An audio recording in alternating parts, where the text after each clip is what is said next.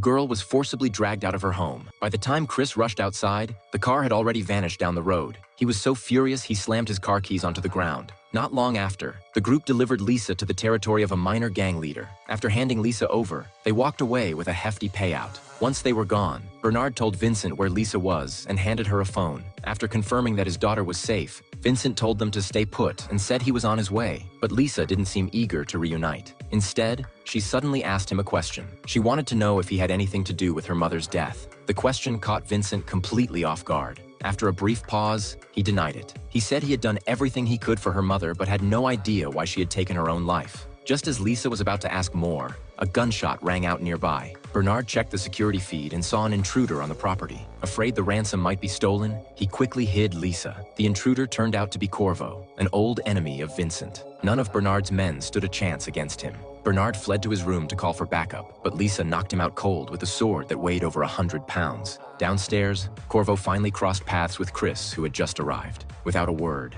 they started fighting. Chris was fast and agile, but he couldn't withstand the blows from Corvo's iron-forged metal fist. The fight raged from inside the building to the outside. Just as Corvo was about to land a fatal blow, Lisa showed up just in time and saved Chris. They wasted no time and fled the scene immediately. Vincent arrived soon after with his team, but he was already too late. From the surveillance footage in Bernard's office, Vincent clearly saw Corvo's face. That man, who haunted his past like a nightmare, had just made rescuing his daughter far more difficult. After Chris got Lisa to safety, he tried to open up about the past he shared with her mother. But once the conversation turned to Vincent, the two ended up arguing again. Lisa remained convinced that her mother's death had nothing to do with Vincent. Even after Chris told her that he had spent 15 years in prison because of Vincent, Lisa insisted he was making it up. They parted on bad terms. Corvo eventually regained consciousness, patched himself up quickly, and got back on the road to hunt down Chris and Lisa. Meanwhile, Chris stole a car from the roadside with plans to take Lisa to the US to stay with his sister, but Lisa refused flat out. She said she wasn't leaving, and even accused Chris of meddling where he didn't belong. Chris looked at Lisa, frustrated and speechless. Just then, the car's owner returned. As Chris argued with the man, Lisa had already slipped into the driver's seat. She floored the gas pedal and sped off. Chris tried to chase after her, but there was no way he could outrun a car.